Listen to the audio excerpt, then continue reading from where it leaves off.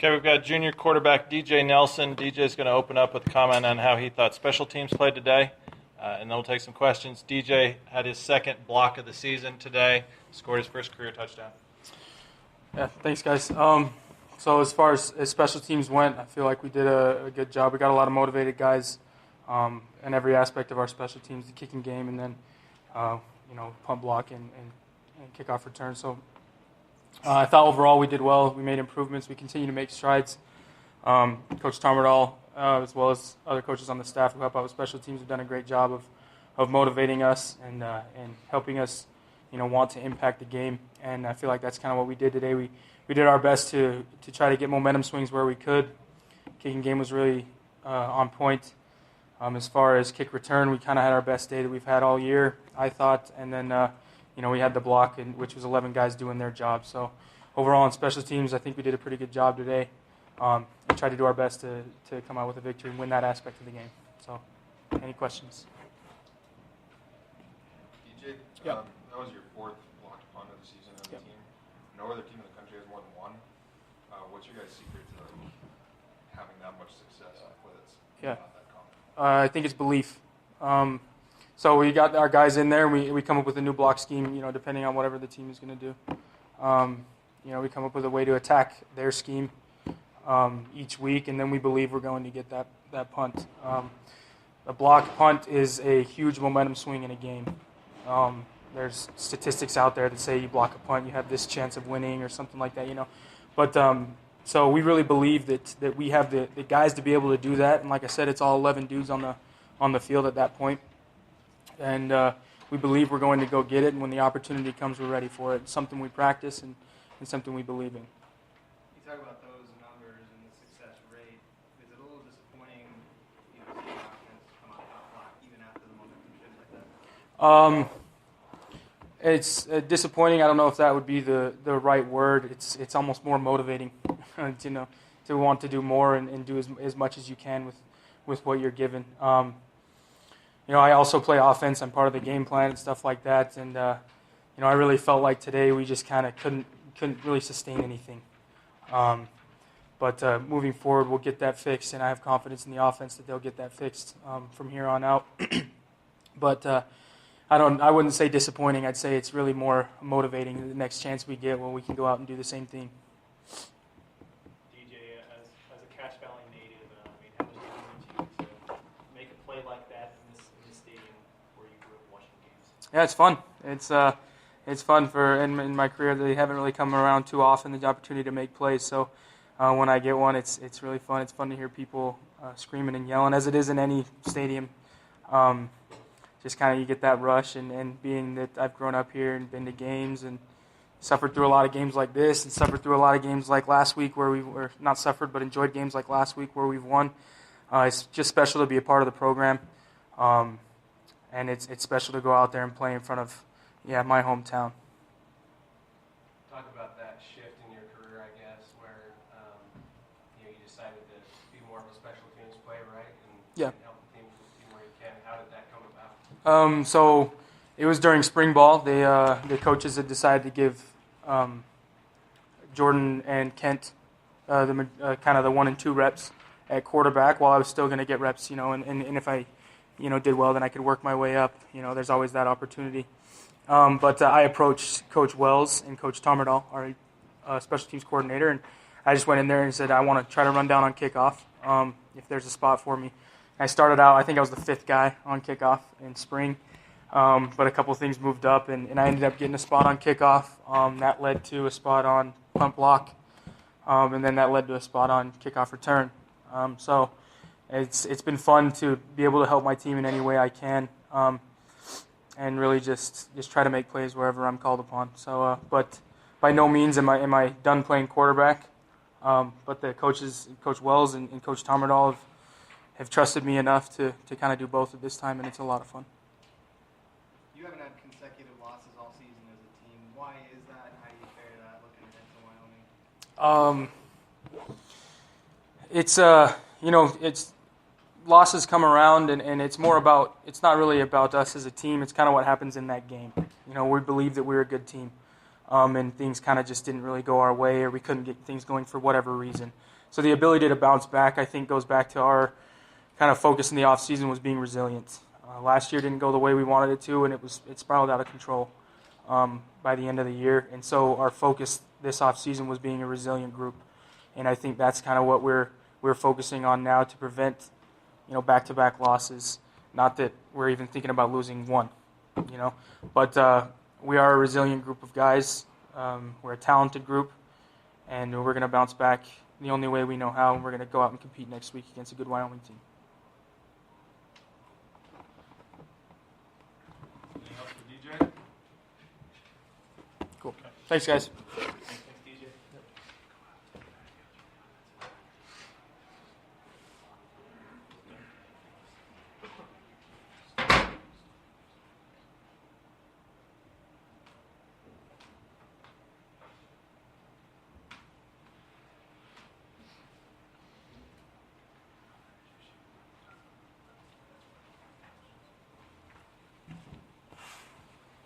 Okay, we have junior safety Gage Ferguson. Gage had a career-high 13 tackles today. We'll have him make an opening comment on how he thought the defense plays, and then we'll take questions. Without looking at the tape, just kind of how I felt today. Hard to summarize. There was some good flashes, and there was plenty of bad flashes. So I think inconsistency would be a great word.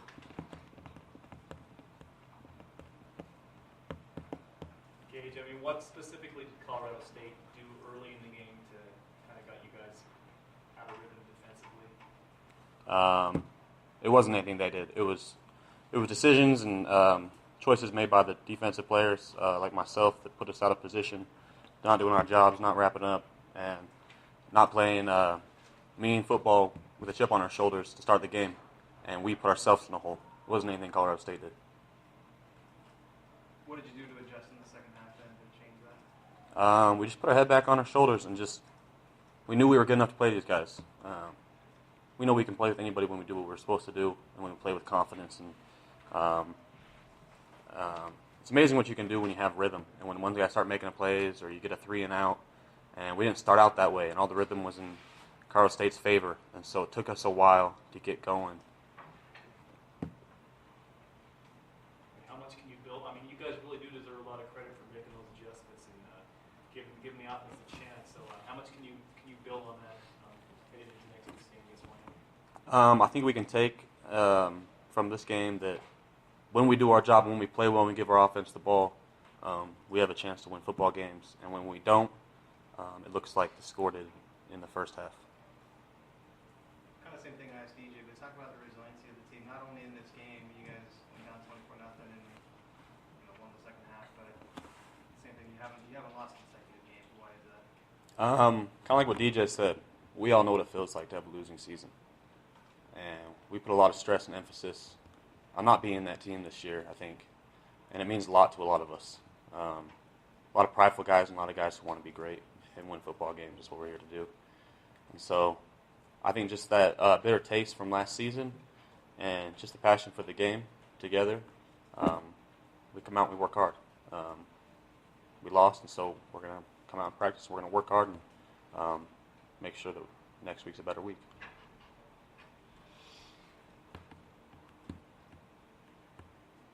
So do you feel like the team was a little bit flat coming out, or how would you kind of describe the team? Like I said in the radio, it seems like we haven't been able to put an earlier day game together very well yet. And so we got to do something different.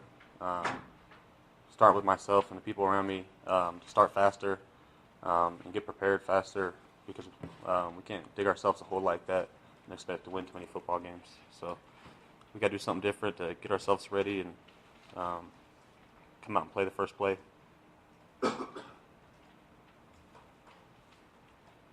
Anything else for Gage?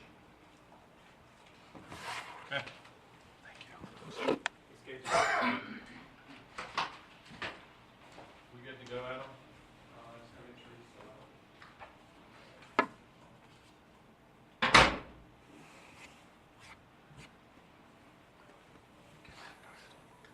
Ready? Okay. Well, first of all, congratulations to Colorado State. They're a good team. They played well. We I think the middle of the first quarter to the middle of the second quarter was obviously the deciding time in the game. They played well. We did not play well, and I think it boils down to we did not win the game in the trenches. And, guys, there's not a whole lot. I don't think there's a bigger story than that. Congratulations to them. I thought their O-line dominated our D-line, and I thought their D-line dominated our O-line. And I don't think there's much more else to talk about besides that. That's part of the game. It's whether it's giving the quarterback time to throw, it's creating run lanes for your running backs. It's getting pressure on the quarterback. I think we pressured him, I would guess off the top of my head, 3 times. I think we touched him. And a guy that's as good as Nick Stevens with as good a wideouts as he has, you can't do that. You got to get him off his rhythm.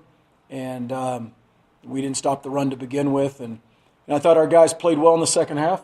We didn't have enough offense, obviously, in the second half. So with that, I'll go ahead and open it up.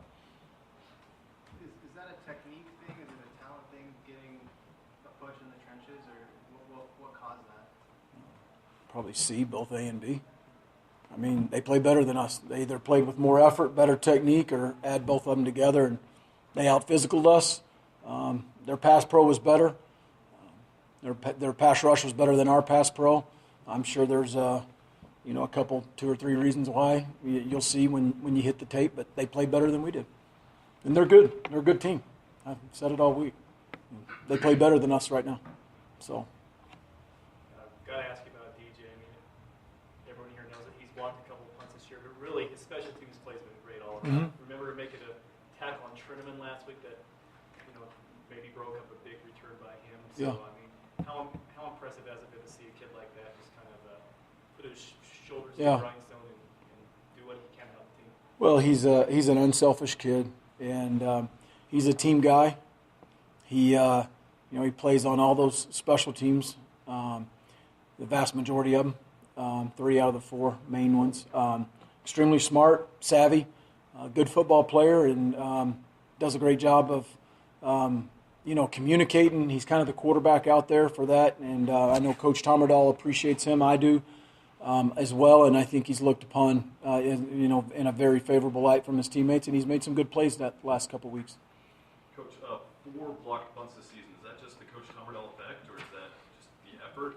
Yeah, I think probably both. I think Mark Tomerdahl's an excellent coach, and the schemes have been really good, and our kids have really bought in, and make the calls to be aggressive in the right situations, and they've gone out and executed it. Coach, you talked about their defensive line. Mm-hmm. How much of a factor was their secondary in giving you guys problems offensively? I think there were a handful of times where we actually had good protection and we couldn't get open in the back end. So I would say, there's at times a combination, but for the most part, I thought their D-line really got after us.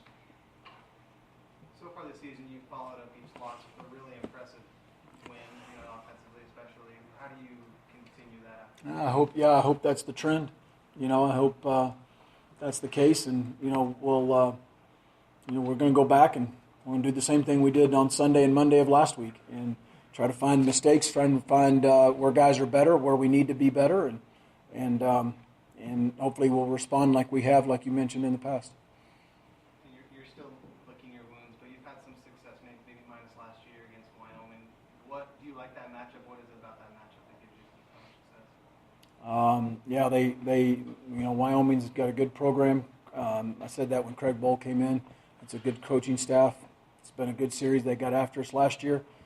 We beat them a few times before that, so it'll be, just like the last few games. I mean, they're a good team and a good program. They're coming off a bye week, so they'll be healthier than us. And so I haven't. Besides that, those are general statements about Wyoming. I haven't thought 2 seconds about them. What is it about offensively getting consistency there? It looks at times like there's solid drives going. Mm-hmm. They stall, something happens. What is it about getting that consistency going so that you guys can continue to play up tempo like you want to play? I think that's the biggest key. You hit it right on the head. I mean, you gotta make competitive catches and get a first down, and you got to get in a rhythm. We got in zero rhythm. Not being able to run the ball contributed probably more than anything to that early in the game. Did you like what El Toro and Lawan did when they had the ball in their hands for the majority of the time? Yeah, I think they made good plays in the second half. We didn't really give them much of an opportunity in the first half to make any plays.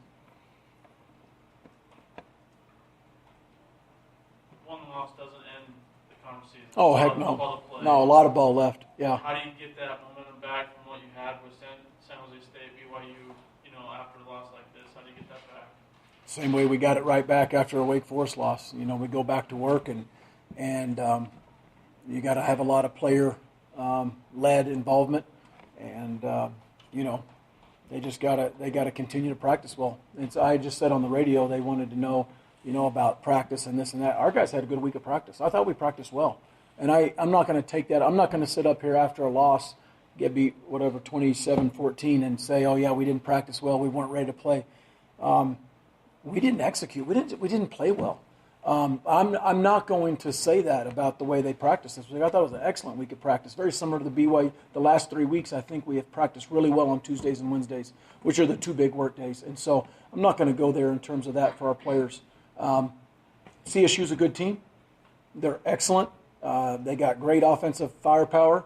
They completely won, the first and second quarter, the first half.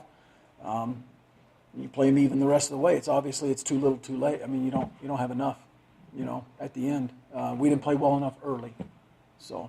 Were you a little surprised at the offensive struggles with how much CSU gives up defensively per game? I mean, they gave up over 400 yards per game. Were you a little surprised by your offensive struggles throughout the game? I thought we'd move the ball. I thought we'd have a lot more success than we did. And I thought we'd able to throw it pretty good on them. I knew the run game yards were going to come a little tougher because of the way they were kind of schemed up a little bit, but I was surprised we weren't able to throw it as well. But Coach, it seemed at times that a couple of the calls from the rest were a little bit inconsistent. Saw you on the sideline occasionally kind of upset. Yeah. How difficult is it as an offense to really develop a rhythm and to take advantage of plays when there is some inconsistencies there? Yeah, solid question. I'm not going to give us that excuse. I can't give our guys that excuse. We talk about making competitive catches, whether they're, they got hands on you, draped on you, holding you. We try to make practice that way quite a bit. No excuses from us in terms of that. We got to handle the way the game's called or the conditions or anything like that. We have to play through that. So is there anything you can kind of point to after a big win against BYU or whatever the case may be? It seems like kind of this up and down. Is there anything you can change, I guess, about moving forward and make sure that doesn't happen or anything? It seemed like the team came out, obviously started slow. We started slow, but I thought the emotion was no different than it had been the last 2 weeks. You're not gonna start scrimmaging in pregame or anything like that. I thought the pregame all the way till we get out there was all the same. I really did. And I'll talk to our staff and our players and see if they had a different thought than I did. But we continue to practice hard and we continue to coach these kids hard, love them hard. And you try to get some mojo back and find a way to beat a good Wyoming team here at home. That's all you can do is go back to work. And there's a lot of football left. I said on Monday this game wasn't going to define our season. The BYU game wasn't going to define our season. Judge us at the end of the year. There's a lot of the best teams in Aggie history, especially the last several years, have started out 500 or whatever right now where we're at. And it's the month of October. Can you find a way to win in the month of October to give yourself a chance in November? I think you'll see Colorado State. Obviously they control their own destiny. They're 2-0 right now in the league, and they're going to control their own destiny. And now you have to keep winning in case they mess up. And I'm not sure we've had it any other way since I've been here. And you got to find a way to win and maybe get on a streak and win through October to put yourself in that position in November. November you have a bye week that comes up, but the bottom line is you got to get to that bye week and you got to have wins coming up. A lot of football left. No. Oh my gosh, any crisis right now by any means. It's a good team, and I thought our kids played tough. We just didn't play very good for a decent stretch in the first half. Why? I don't have the answer for you right now. There's a lot of kids hurt, but they know that They know that this team is different and the vibe is a little different, and I think that that's true. Here we go. Hang on. You're right in the Mountain Division race and right in the tough of it, really, in the next few weeks. Does the Wyoming game become more important then? Isaac, honest to God, I mean, you ask me right now, we to 1, I'd say, yeah, it's the most important game of the year to get to 3-0. You're 1-1 right now. We need to get to 2-1. Tell me a game coming up on my schedule that is not most important. I mean that sincerely. You can't say that it's not. Well, our kids know that. Every Saturday, the Mountain Division is it's way better than the West right now. Every week is a dogfight. Every week is a competitive game. And we didn't make it very competitive early, and then we kind of did at the end today, but it was obviously too little too late, So, every week is, you guys like to have must-wins. I don't, but every week you got to win. You got to win to keep going. Anything else from Coach Wells? Okay, thanks, guys. Thanks, Coach. Okay. Thank you.